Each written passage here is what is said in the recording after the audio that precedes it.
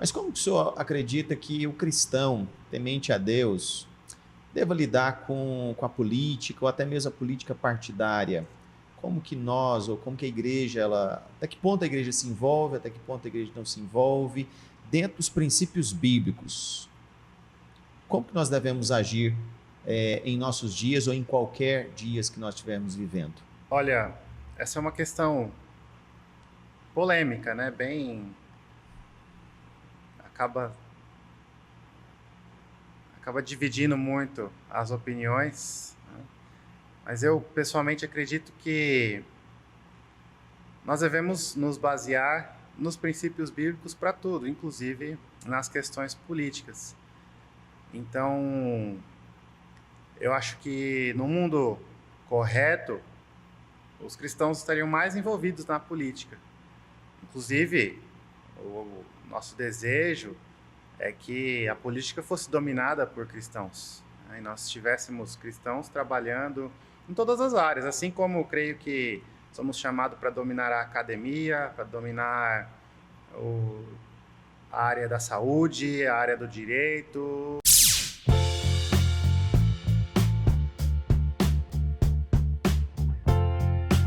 Está no ar, podcast Mais Verdade e Vida.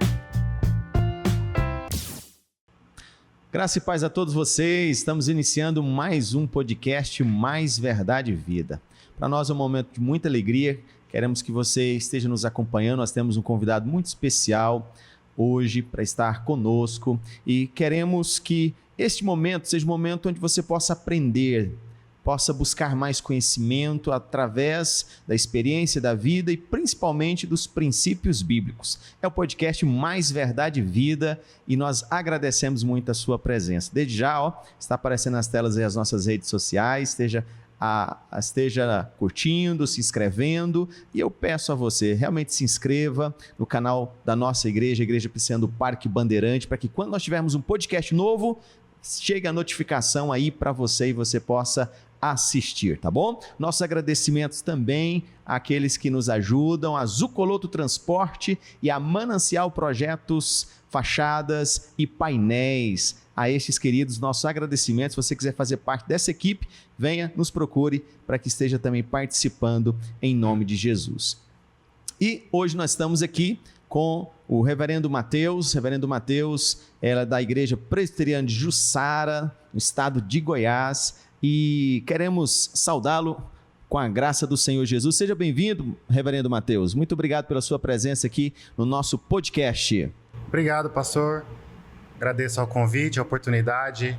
É uma alegria estar aqui, poder falar um pouquinho com o reverendo, com os irmãos que escutam, as pessoas que atendem e participam desse podcast. Realmente uma alegria. Agradeço a oportunidade.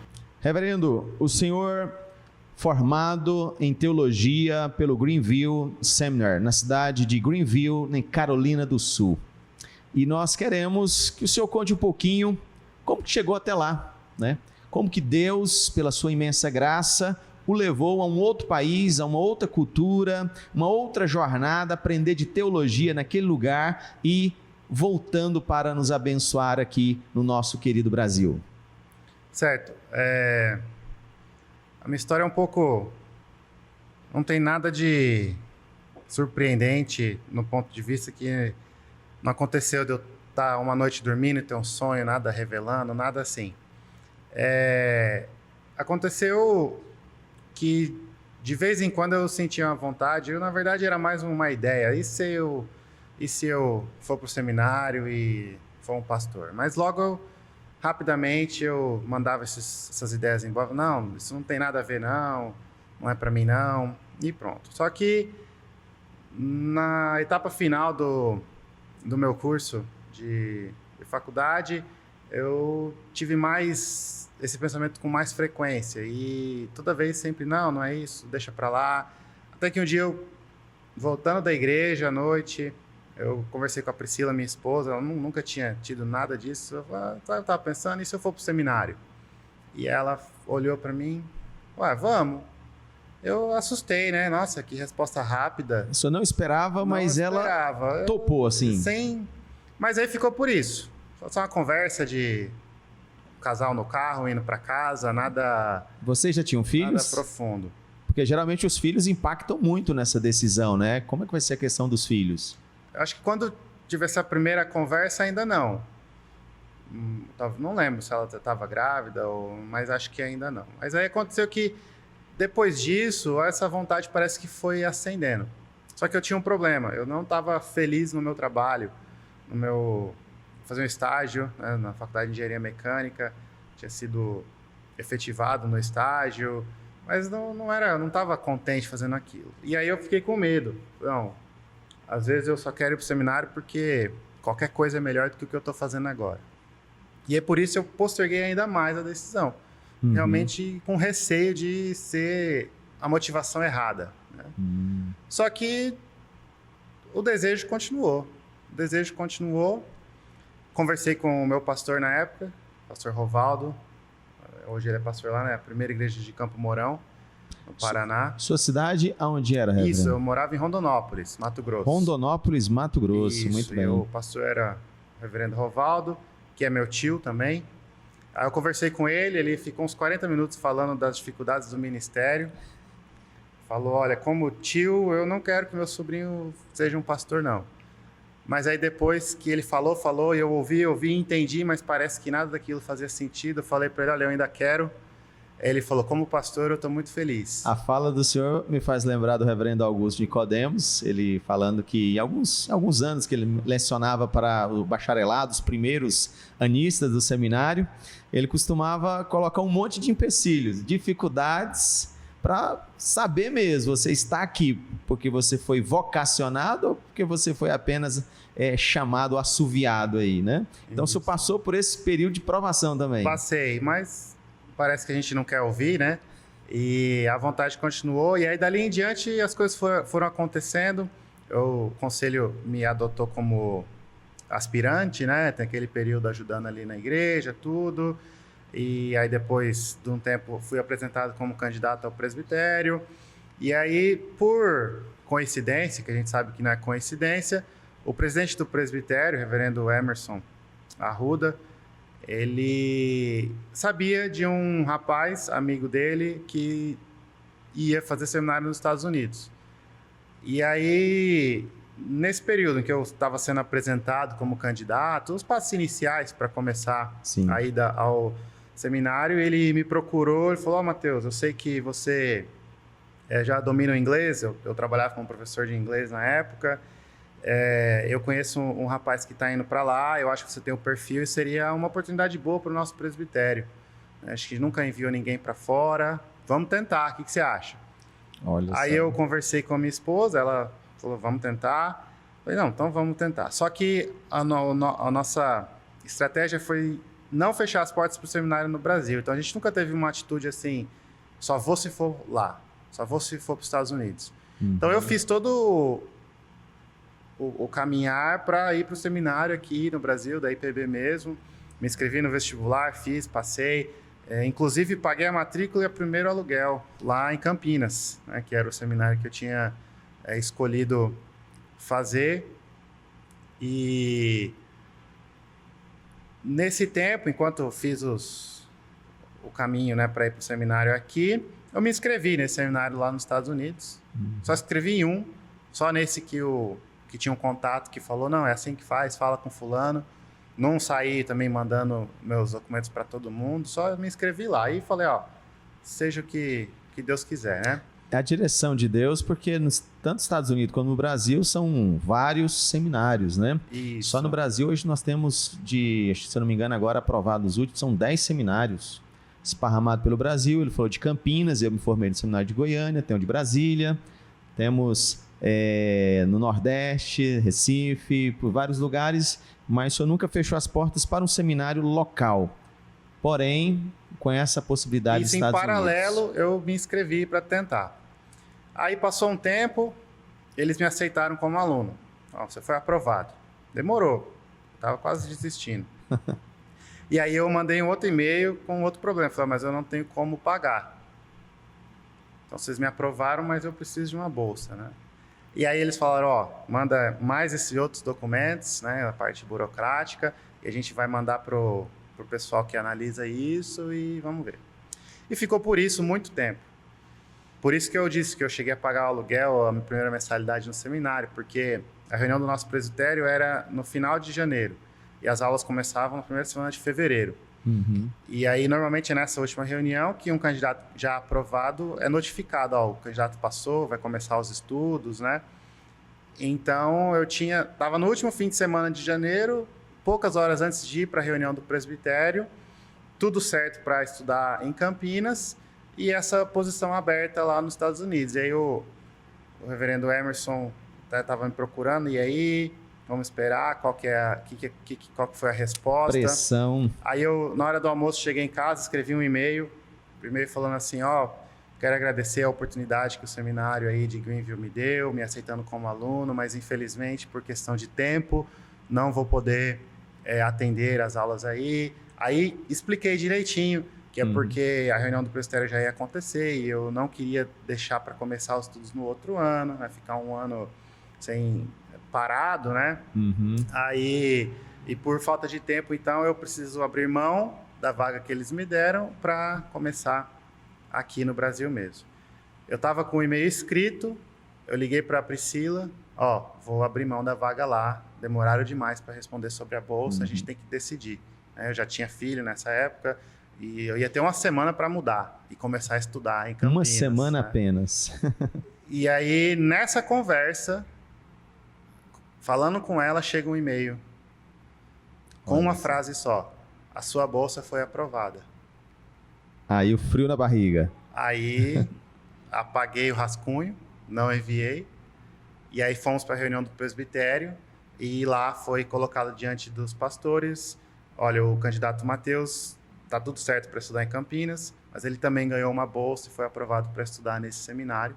E aí teve a comissão reuniu, pesquisou sobre o seminário, como que era, tudo, e falaram, nós vamos enviar você para lá.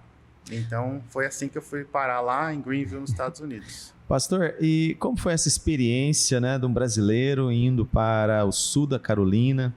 Sul da Carolina do Sul? Não. Carolina do Sul. Carolina do Sul. Como foi essa experiência, assim, de morar 4 anos ali nos Estados Unidos? Pontos positivos, pontos negativos, o que você poderia compartilhar? Foi uma experiência muito boa de crescimento pessoal, crescimento de família. Foi um momento que a gente esteve mais distante da nossa família estendida, tanto eu como minha esposa. Então, eu creio que a gente aprendeu a valorizar e a ser uma família nós mesmos, um pouco mais afastado dos pais, dos avós, tios e os que a gente sempre foi uma família muito unida, né, todo mundo. E um momento de conhecer muitas pessoas, conhecer outra parte do corpo de Cristo e aprender com eles, crescer junto com eles. Fomos muito bem recebidos. Eu falo para muitas pessoas que a minha experiência nos Estados Unidos não é a experiência normal de um brasileiro que vai para lá, porque eu fiquei protegido pela confortável e quentinha bolha da igreja. Então, nós não sofremos nenhum tipo de preconceito, nem rejeição. Fomos muito bem recebidos, ajudados no que precisava, instruídos. Realmente, minha família foi muito bem recebida lá. Pastor, então, esses são os pontos positivos. Teve pessoas lá que impactaram sua vida? Mandam um oi para eles, porque a facilidade da internet vai chegar até eles.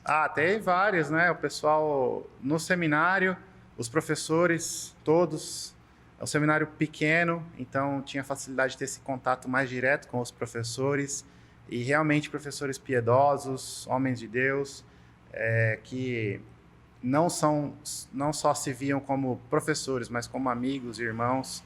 Então, sempre orando por nós, de parar no corredor, no dia corrido e perguntar, como que está aquela questão, eu estou orando por isso, de chamar para ir para casa deles, estar junto com eles, uma refeição, um jantar, participar de comemorações. Então, realmente, um vínculo muito maior do que só aluno e professor.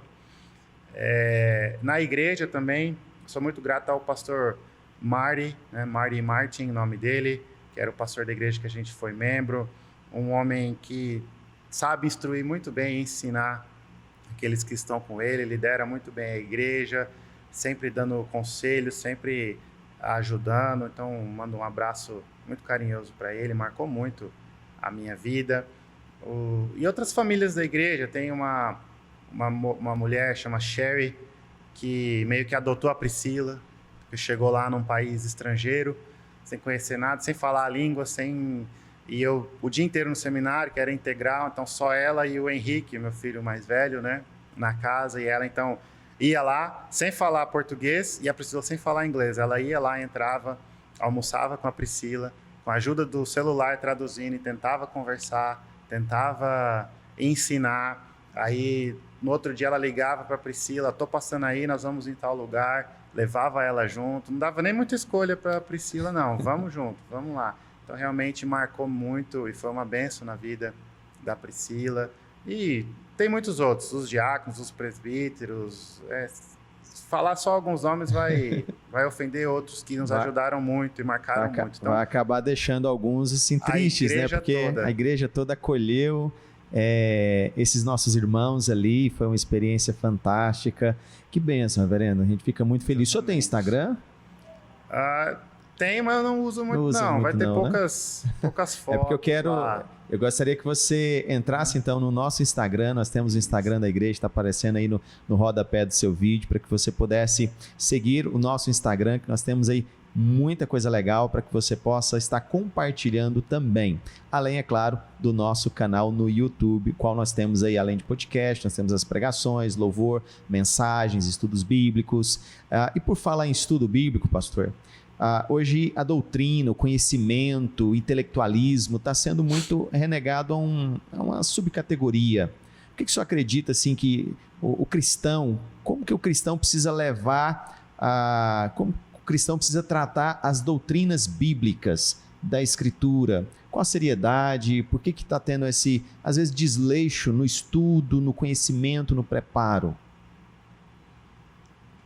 Olha, eu imagino que o cristão deveria ter o máximo respeito e submissão às doutrinas bíblicas. Eu acho que é um erro entender que as questões da fé não necessitam e não tem nada a ver, não são relacionadas com as questões do aprendizado intelectual. A Bíblia fala, Pedro fala, né, que nós devemos crescer na graça e no conhecimento do Senhor Jesus. Então, crescimento na graça e crescimento no conhecimento estão relacionados. Então, na verdade, conforme crescemos no conhecimento das doutrinas bíblicas, é de se esperar que cresçamos igualmente, proporcionalmente, na nossa santificação. E crescemos na graça de maneira proporcional. Então, eu acho que a gente faz uma dicotomia que não existe na Bíblia.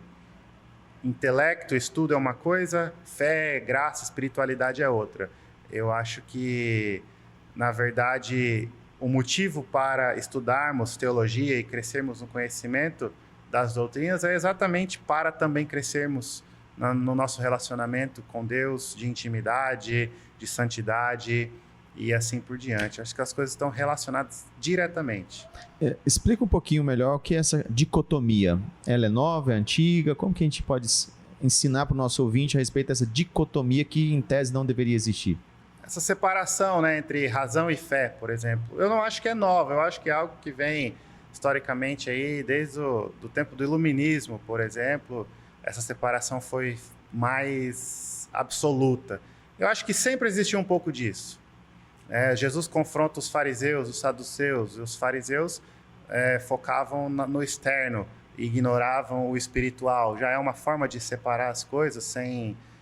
e Jesus confronta, ensina que não é bem assim. A sua obediência e a motivação e o seu coração devem estar na mesma página, no mesmo rumo.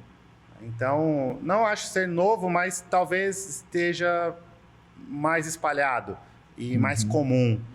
E talvez, creio que influencia mais tudo que a gente vê, a nossa visão de mundo, as nossas decisões, o nosso pensamento.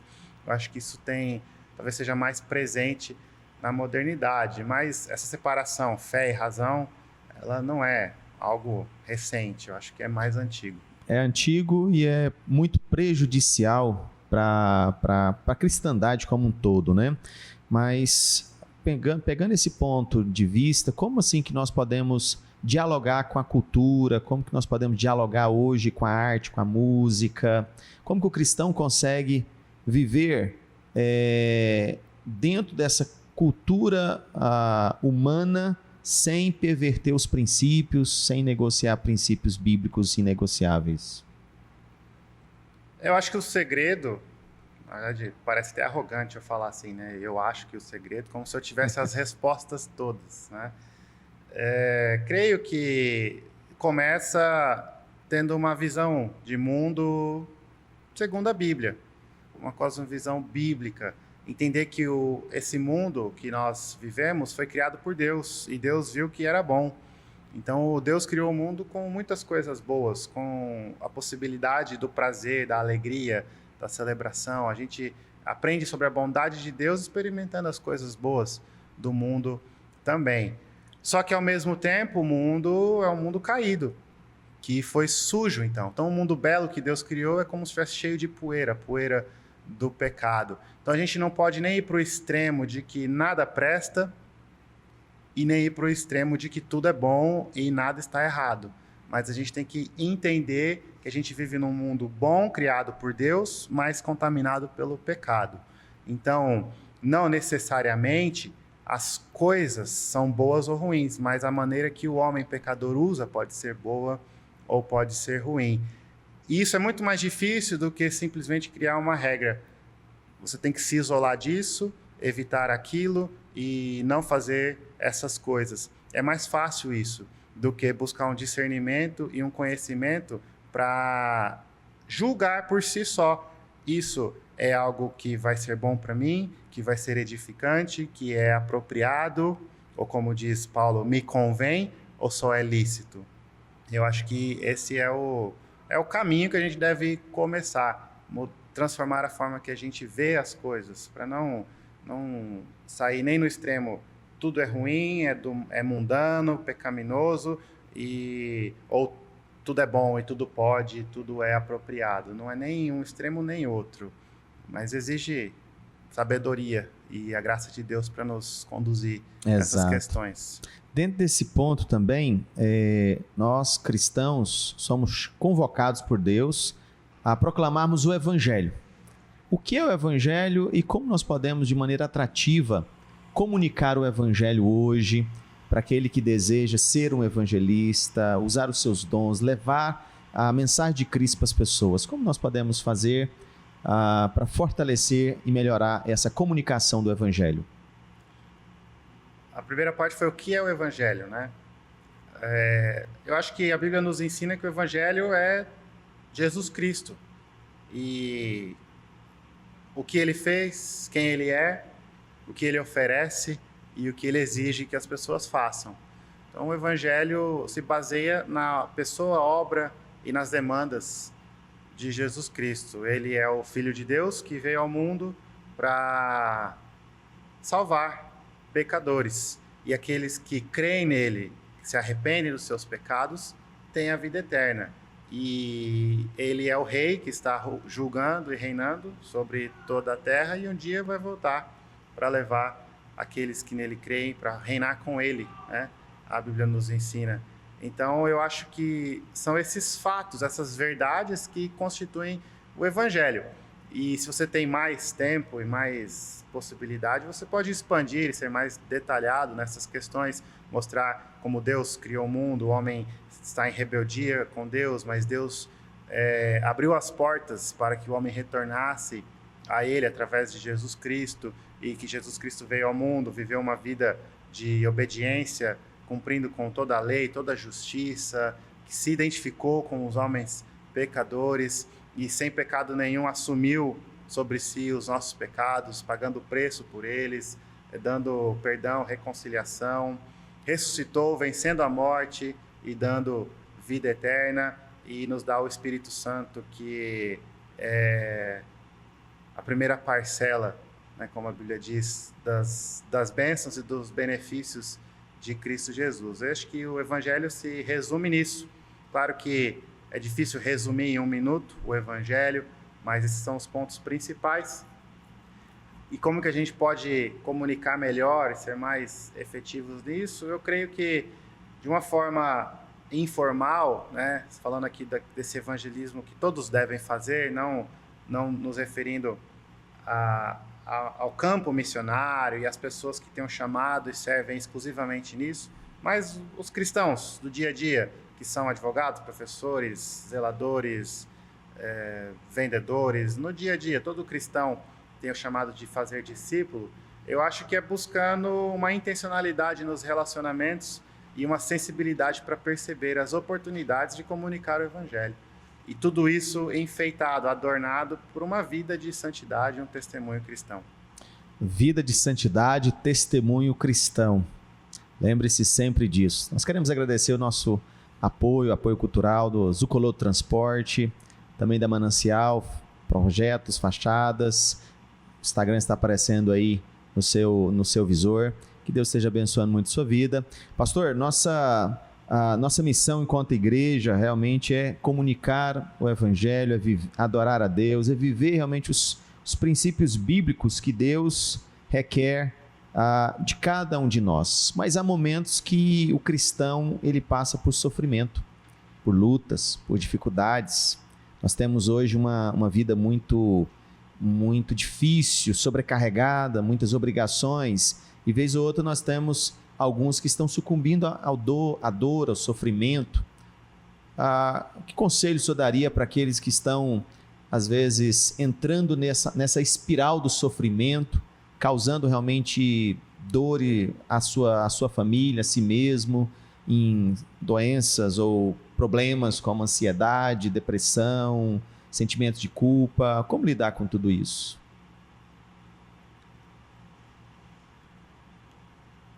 Primeira coisa, eu creio que nós temos que entender que nós vivemos num mundo caído e o sofrimento é real.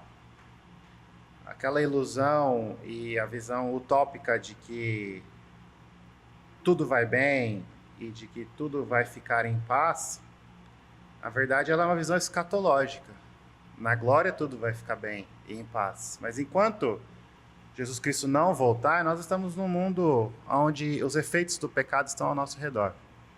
Então, de certo modo, todo sofrimento é resultado do pecado. Não estou falando aqui de uma relação um para um. Você sofre porque você pecou diretamente, não necessariamente, mas fruto do pecado de modo geral, né? Se não fosse o pecado, a queda, lá no começo, Adão e Eva, não existiria o sofrimento. Então, entender isso e entender que o sofrimento não muda nem anula quem Deus é. Então, se apegar às promessas de Deus, as promessas que Deus faz e cumpre em Jesus Cristo. Então, eu acho que o sofrimento é uma oportunidade de se aproximar de Cristo, conhecer a Cristo melhor e experimentar a bondade e o amor de Cristo de uma forma ainda mais intensa. A Bíblia nos mostra um Deus que ama consolar, que ama salvar, que se alegra quando os seus filhos se aproximam dele clamando e pedindo por socorro. Um Deus compassivo, e essa compaixão, esse amor, essa misericórdia é demonstrada de forma máxima em Jesus Cristo. Então, usando as palavras de C.S. Lewis, né, Deus grita nos nossos ouvidos durante o sofrimento. Então, o sofrimento também é uma oportunidade de aprendizado, de crescimento espiritual, de ouvir o que Deus está falando. Usando o que Paulo nos ensina, o sofrimento, ele é também para o nosso bem. Entender que Deus está trabalhando em nossas vidas, porque afinal, como Paulo diz, todas as coisas cooperam para o bem daqueles que amam a Deus. Todas as coisas incluem as noites duras e difíceis. Então, se apegar a essas promessas, porque elas vão ser a luz num túnel escuro e vão guiar os nossos caminhos. Pode parecer que está tudo perdido, mas se você se lembrar das promessas e se aproximar de Deus em Cristo Jesus, você vai encontrar força e sustento para passar pelo vale da sombra da morte e descansar nos pastos verdejantes que vem depois. Acho que o caminho e a solução seria essa. E quando nós temos a oportunidade de contribuir na vida de uma pessoa, como o pastor acabou de falar, é algo, sim, fascinante. Porque quando a gente ensina a pessoa a confiar em Deus. 3 anos atrás, eu estava aconselhando uma jovem senhora que estava passando por um processo de depressão muito forte, muito profundo. E essa semana eu recebi um post digital dela, e a foto dela estava ali entre os cantores que estavam louvando ao Senhor na igreja. Pode parecer algo simples, mas naquele momento, até então, naquele momento, ela mal conseguia sair do quarto. E ela me mandou aquela foto para dizer: pastor, Deus me ajudou. Deus me sustentou. E hoje eu estou louvando ao Senhor novamente, e como isso é bom e maravilhoso. Mas, reverendo, o senhor citou aí C.S. Lewis. C.S. Lewis é um autor estrangeiro. O senhor gostaria de citar algum outro autor que o senhor gosta, algum outro título de um livro que o senhor recomenda, seja estrangeiro, americano, inglês ou brasileiro mesmo? Compartilhar aqui conosco para que os ouvintes possam ler. Sobre qualquer assunto? Qualquer assunto. Menos engenharia, né? Porque engenharia só já ficou para trás, né? Esse eu não tenho nenhum para indicar também, não. Autores que eu gosto muito. Recentemente eu tenho lido o livro do reverendo Emílio Garofalo, em Esther. Muito bom. O livro dele em Ruth também é muito bom. Então recomendo a literatura do reverendo. Os livros do reverendo Augusto Nicodemos também, né, não preciso nem falar muito. São excelentes, são excelentes. Estrangeiros, eu gosto muito de um autor que chama Kevin DeYoung. Tem alguns livros traduzidos em português, vários até. É muito bom. Ele tem um livro nos 10 Mandamentos, que é muito bom, aplica muito aos dias de hoje, explica bem as questões, bem centrado, bem temperado. Realmente um livro que eu gosto bastante. Só fazendo um parágrafo aqui, pastor. Kevin DeYoung, eu gostei também muito dele, que eu usei ele na minha dissertação do mestrado, mas eu recomendo sempre autores brasileiros. Valorize os nossos brasileiros que estão aí estudando, porque você não sabe a luta que é hoje para você estar nesse mercado, né, de produção intelectual. Valorize. Ele falou do Emílio Garofalo, meu professor de seminário, um autor fantástico, mas assim que nem todos conhecem, comparando com Augusto Nicodemos. Pesquisa lá, vale a pena você ter um livro dele aí na sua estante. Tem mais algum outro autor ou livro que o senhor leu, gostou? Poderia falar vários, né? Mas acho que os mais conhecidos são mais conhecidos por um motivo. Então, gosto muito dos livros do Sinclair Ferguson, são bons livros para se ler. John Piper também, né, é um bem conhecido e quase não vemos, né, alguém falar mal ou não gostar muito. Acho que teria vários. Muito bem, pastor. Mudando um pouquinho, fazendo uma pergunta difícil. Antes dessa pergunta difícil, lembre-se de acessar o nosso site, o site da nossa igreja, parquebandeirante.ipb.org.br. Faça isso, vai lá, acesse, você tem todo ali as nossas produções, conteúdo muito especial para você.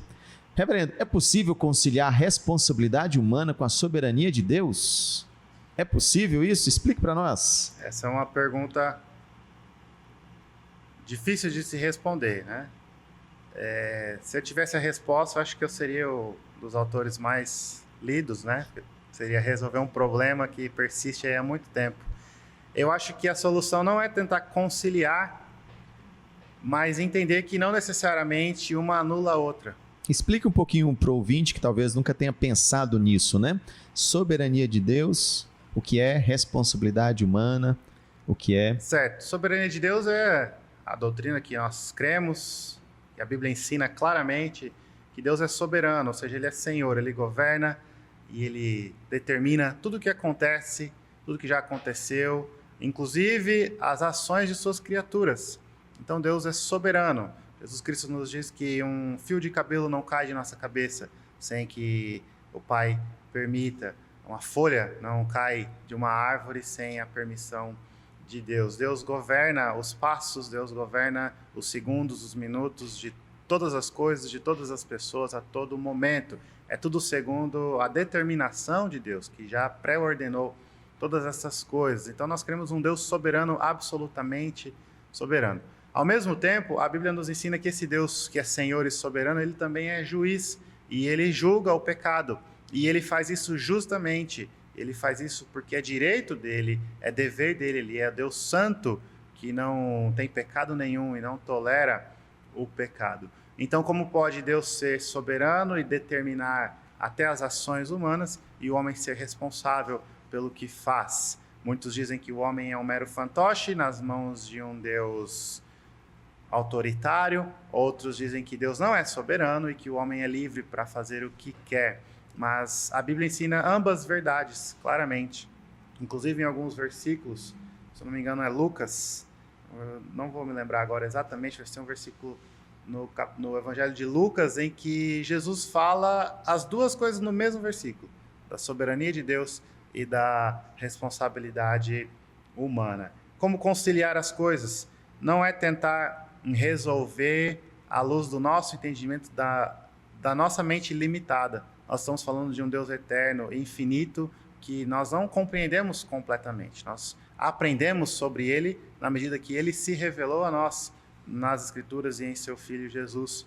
Mas tentar explicar este Deus e essas duas verdades limitando a nossa razão é um erro muito grande. É tentar fazer com que Deus se torne a nossa imaginação, segundo a nossa imagem, o que não é verdade. Esse não é Deus. Deus é o Criador, Deus é transcendente. Então, a partir do momento que nós fazemos as pazes com isso e paramos de tentar explicar à luz da nossa razão, nós vamos perceber que ambas verdades existem e uma reforça a outra. E nós vamos perceber que o Deus soberano, ele julga corretamente e justamente os homens que tomam suas decisões livremente, ao mesmo tempo. Então é uma questão complexa, mas é uma questão que nós precisamos entender e aceitar pela fé e a graça de Deus e compreender isso. E não me aventuro a ir mais longe do que isso. Acho que a nossa postura deve parar por aqui, aceitando e nos submetermos ao que a Bíblia nos ensina. Ufa, que desafio, hein, pastor? Porque há muitas pessoas que vão um pouquinho além e correm o risco realmente de falar besteiras ou falar coisas que vão contra a santidade de Deus, contra a soberania de Deus, contra a responsabilidade humana. A gente tem que ter nesse momento aquela piedade de aceitar, né? Que Deus, ele é soberano até mesmo nesses momentos. Mas voltando um pouquinho, recentemente o pastor Hernandes Dias Lopes, né, temos um corte dele no Instagram, falando a respeito da necessidade que a família atual hoje tem de se unir, de lutar contra as investidas que estão acontecendo contra os nossos filhos. Os nossos filhos hoje estão sendo bombardeados com todo tipo de informação e muitas delas informações perniciosas. Na sua opinião, como que você acha que a gente tem que lidar hoje com a educação dos nossos filhos? Como nós podemos protegê-los deste mundo que está aí sem tirá-los do mundo? Esse é um grande desafio. Não creio que é um desafio apenas das famílias cristãs dos dias de hoje. Sabemos que a família é alvo dos ataques do inimigo desde o começo. O primeiro assassinato aconteceu na primeira família. Então, não é exclusivamente um problema moderno. Porém, talvez pela velocidade com que a informação é disseminada, os ataques sejam mais frequentes ou mais intensos nesse sentido. Mas eu creio que a resposta está olhando para as Escrituras, como tudo na nossa vida. Nós devemos nos basear na palavra de Deus. Assim como Cristo nos ensina e a Bíblia nos ensina a vivermos como família e nos prepararmos para essa guerra espiritual que existe como família. Os mesmos princípios que eram verdade na época dos apóstolos, antes de Cristo vir ao mundo, são os princípios que devem guiar a nossa conduta nos dias de hoje. Então é importante pensar em princípios, porque a cultura mudou, as coisas mudam bastante, o tempo é diferente, o pensamento, a forma de viver as coisas mudam, mas os princípios bíblicos permanecem. Então eu acho que estarmos centrados nos mandamentos, nos ensinamentos, na palavra de Deus, é o caminho. E assim, estando firmados na rocha que é Jesus Cristo, as águas podem estar violentas, mas nós estaremos seguros. Então, queria eu que existisse uma receita mágica, faça isso, isso, isso, e você estará preparado contra os ataques, mas não existe. Nós precisamos de sabedoria e estarmos firmes no nosso Senhor Jesus. Eu acho que é essa a solução. O senhor falou aí a respeito da Escritura, de voltar os olhos, né, para as Escrituras Sagradas. E o senhor veio de estudou numa cultura americana que sofreu muito com o liberalismo, ou seja, um movimento, né, que questionava a inerrância e a suficiência das Sagradas Escrituras. Como o senhor pode explicar para nós o que seja a inerrância das Escrituras, a suficiência das Escrituras, tendo em vista que ainda persiste esse certo liberalismo hoje, que às vezes ainda tende a lançar dúvidas sobre a autoridade das Escrituras? Certo. Inerrância é a afirmação que diz que a palavra de Deus não contém erros. Né? Não contém erros. Ela é perfeita nesse sentido. Não tem erros, não tem falhas. Suficiência diz que ela é o suficiente para a nossa vida. Ou seja, ela tem tudo o que a gente precisa para a nossa vida. Então como diz, a nossa única regra de fé e prática. O que nós devemos crer e o que nós devemos fazer, regrado pela Bíblia. E a Bíblia é tudo que a gente precisa e ela é o suficiente. A gente não precisa de outra coisa além dela. Exatamente porque ela é inerrante, ela não tem erros. A gente precisa entender que isso se aplica aos escritos originais. Então, talvez você encontre falhas na impressão da sua Bíblia e ache que isso elimina a inerrância. Nós não estamos falando que todas as publicações foram impressas corretamente, não é isso, mas a inspiração, a palavra de Deus foi recebida perfeitamente porque ela é inspirada por Deus. Então a inerrância vem do próprio Deus. Ela foi escrita por homens falhos, sim, mas ela é a palavra de Deus. Como Deus é Deus, não erra, perfeito, infalível, a palavra de Deus também é. Então, isso é muito importante para as nossas vidas, nós devemos crer nisso. Como que vamos crer? De certo modo é pela fé que o próprio Deus trabalha em nosso coração. Quando você é alcançado pela graça de Deus, você percebe, você entende que a palavra de Deus é a palavra dele, e é inerrante e é autoritária. Mas existem argumentos sim, e não tem nada de errado em buscar reforçar essa fé com os fatos. Então você pode perceber, por exemplo, a falta de contradições. Você pode perceber que é o mesmo livro há milhares de anos e ele continua válido e continua importante e continua falando verdades que são verdades até os dias de hoje. Tudo isso são provas que reforçam a fé que vem do próprio Deus em nosso coração, mas reforçam realmente.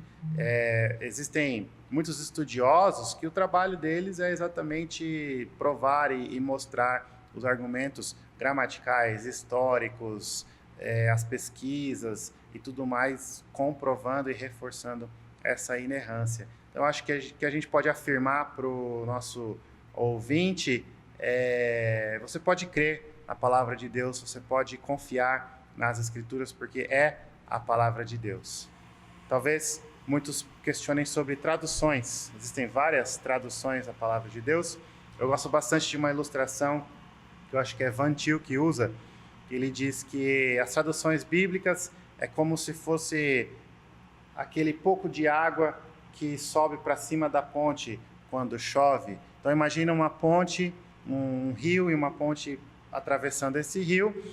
A palavra de Deus inspirada é a ponte. E ela é sólida e ela é firme. Você consegue atravessar esse rio por ela tranquilamente, de forma completamente segura. Só que às vezes choveu bastante e subiu um dedinho de água por cima, a ponto que você não enxerga mais a ponte, mas você ainda consegue caminhar pela ponte tranquilamente. A tradução seria exatamente isso. Esse pouco de água que está acima da ponte, que é a palavra de Deus. Talvez uns interpretem com uma frase, com uma palavra, existem as diferenças nas traduções, as versões, mas você pode ver que a essência é a mesma e a verdade é a mesma. Então a ponte continua lá, sólida, firme, você pode caminhar por ela tranquilamente, usando as traduções, que são uma ferramenta muito boa e nos ajudam e fazem com que a palavra de Deus alcance vários e vários povos e línguas e todas as regiões. Tem alguma versão que o senhor aprecia mais? A boa e velha Almeida é a versão que eu uso, que eu gosto. Ela teve uma atualizada recentemente e eu tenho me agradado bastante, essa nova Almeida, né, que saiu. NA, nova Almeida atualizada. Ela realmente é boa, mas a Almeida, a revista atualizada, também é muito boa. Não tem, eu acho que nós como brasileiros não temos o que reclamar da tradução da Bíblia, que realmente é muito boa. Alguns estudiosos, até mesmo fora do Brasil, que olham para a Almeida atualizada como uma das mais excelentes do mundo.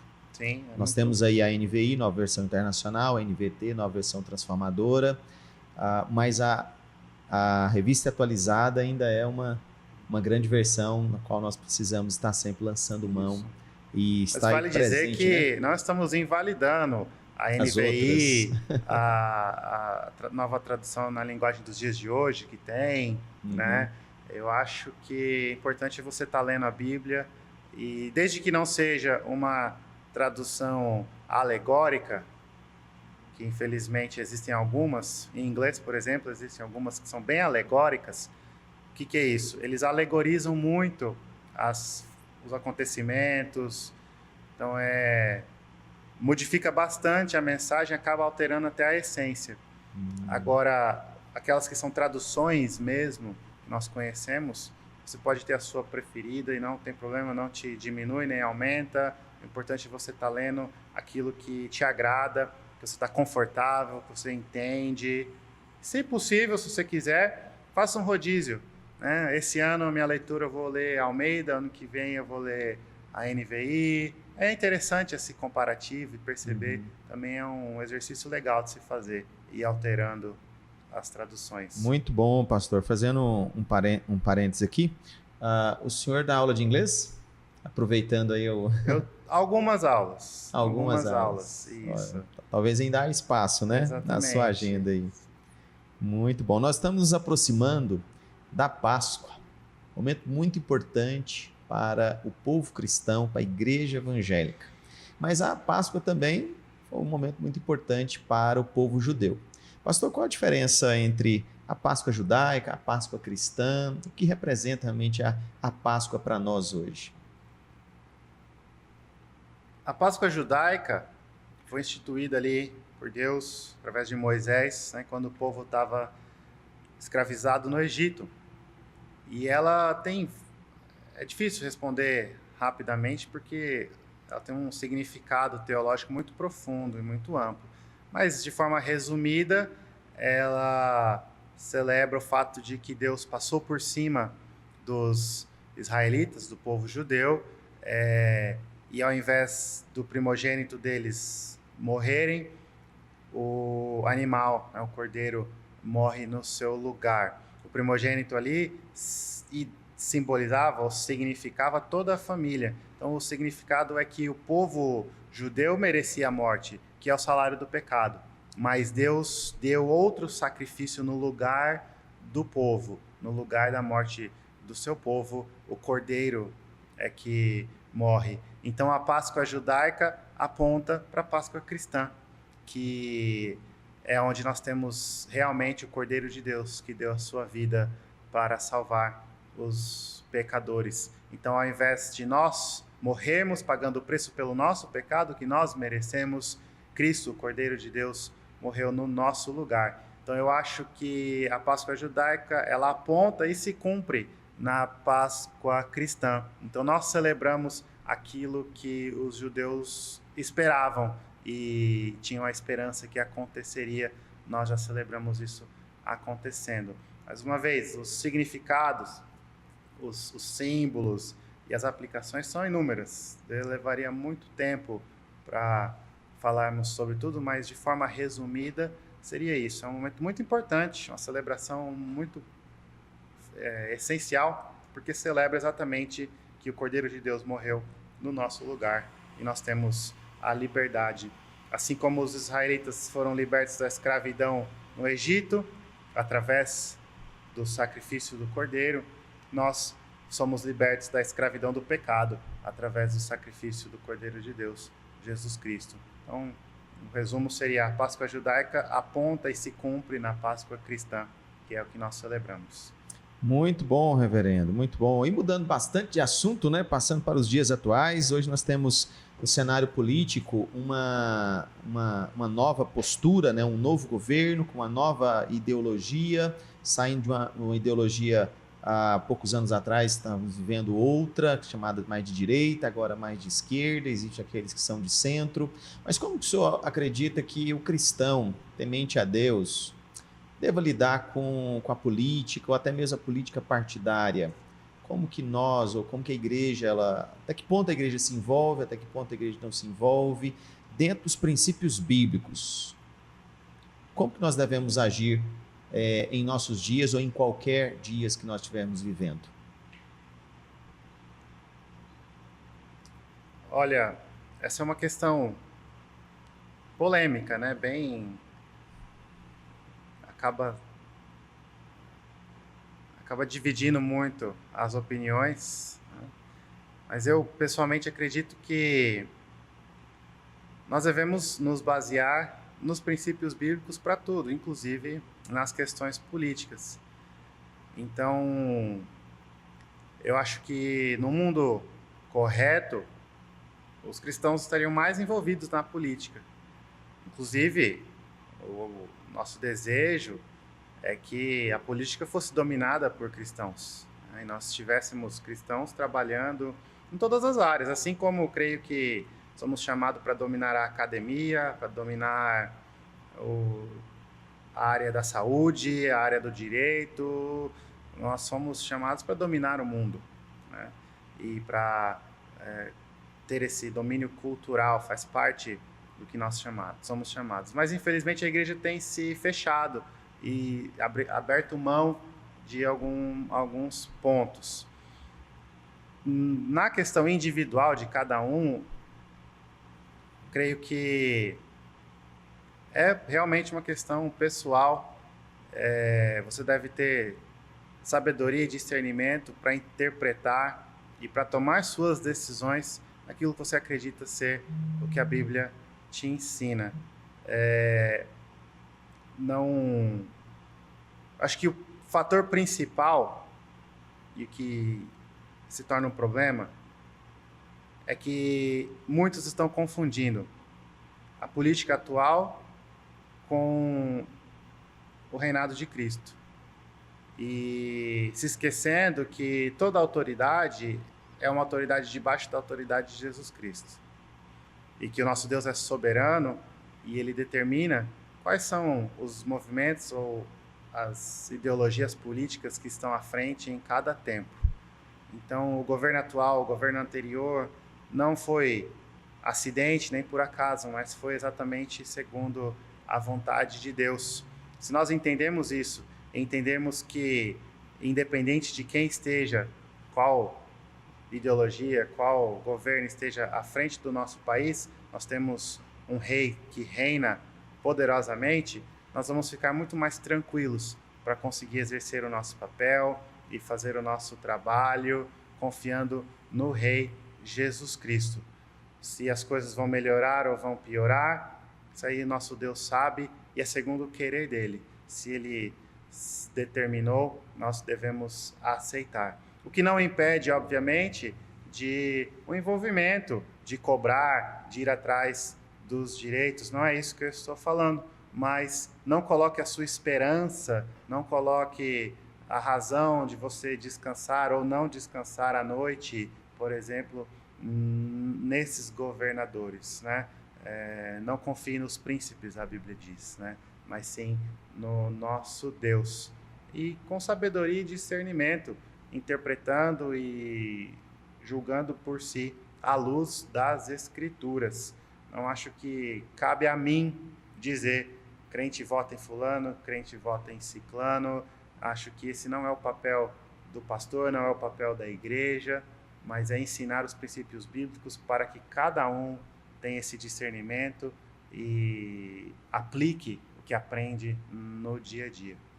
Devemos nos moldar pelos princípios bíblicos, né? E o princípio bíblico diz claramente: não confiei nos homens, não confieis não coloque a sua esperança neles, coloque esperança no Senhor, de tal maneira que a gente possa dormir tranquilo. Tem muita gente preocupada, desesperada, mas nós precisamos alimentar a nossa fé no Senhor, mas não podemos ficar passivos também, como o senhor falou, precisamos agir naquilo que for possível, né? Dentro daquilo que a Bíblia nos coloca. Pastor, nós chegamos ao final do nosso podcast, nós ficamos muito felizes com a sua presença, com a sua participação. Tínhamos mais aqui algumas perguntas, mas nós estamos já no finalzinho e queremos dar oportunidade para que o senhor possa dizer as suas palavras finais. Nós tivemos a presença do reverendo aqui também, ministrando o curso nosso IBA, Instituto Bíblico Augusto Araújo, extensão ali de Cuiabá, e foi assim uma aula maravilhosa. Nós estamos no 3º ano e eu gostaria de lançar o convite para os nossos ouvintes: venha fazer parte do IBA. Você que é de Rio Verde, venha fazer parte do IBA. Não importa aí a sua igreja, a sua denominação, é um instituto bíblico sério há mais de 20 anos ali na cidade de Cuiabá. Nós somos uma extensão da cidade de Cuiabá, estamos aqui procurando trazer os melhores professores em cada área para estar nos ensinando, né? E ficamos muito felizes com a presença do pastor Mateus ministrando essas aulas. E assim nós queremos passar a palavra para o querido, possa agradecer, fazer suas considerações finais em nome de Jesus. Bom, quero agradecer realmente ao pastor pelo convite, pela entrevista, pela oportunidade. Agradecer aí a presbítero Silas e a igreja aqui do Parque Bandeirantes pela recepção. Estamos sendo muito bem recebidos aqui em Rio Verde. Já conheci Rio Verde só de passagem, né, indo para outros lugares. A primeira vez que passei alguns dias aqui e fui muito bem recebido. Agradeço à igreja pela recepção, ao IBA pela oportunidade, né, a liderança, a coordenação toda. E a você que deu esse tempo para nós ouvindo essas perguntas, essas respostas. Estamos aí à disposição para conversar mais, para debater. Cremos que isso é parte essencial do nosso crescimento também e é um momento de aprendizado. Dizer que eu vim para dar algumas aulas e aprendi muito aqui também. Então, estou feliz com tudo que pude aprender e crescer também com os irmãos. Nossos agradecimentos, nós chegamos ao final, mas aqui na nossa caneca, que nós estamos presenteando o pastor, a caneca personalizada do nosso podcast Mais Verdade e Vida. Não esqueça, no YouTube, compartilhe a Igreja Parque Bandeirante, no nosso site parquebandeirante.ipb.org.br, e eu tenho certeza que você vai ter ali sempre o melhor conteúdo. Agradeço aos nossos apoiadores também, a Zucoloto Transporte, a Manancial Projetos, Placas e Fachadas. Esteja ali sempre valorizando esses nossos queridos, e aqueles que quiserem fazer parte também, nos ajudando aqui, será sempre bem-vindo. Eu sou o pastor Herbert, pastor da Igreja Presbiteriana do Parque Bandeirante. Deixo a você o meu abraço. Em breve nós estaremos retornando aí com outros podcasts para a honra e para a glória do Senhor Jesus. Posso falar o YouTube da Igreja de Jussara? Exato, pastor, tem a oportunidade. IPB Jussara no YouTube, tem lá as pregações, os cultos. Não tem a mesma qualidade técnica ainda desse podcast, mas eu vou conseguir levar os técnicos aqui para lá, né? Ver se eu alicio para ajudar lá e dar uma melhorada. Mas nós estamos tentando. Se você quiser ouvir mais, conhecer melhor como que é a igreja lá em Jussara, temos aí o canal no YouTube também. Você é muito bem-vindo para curtir, compartilhar e assistir ali o que é produzido. Muito obrigado. Deus abençoe vocês. Em nome de Jesus.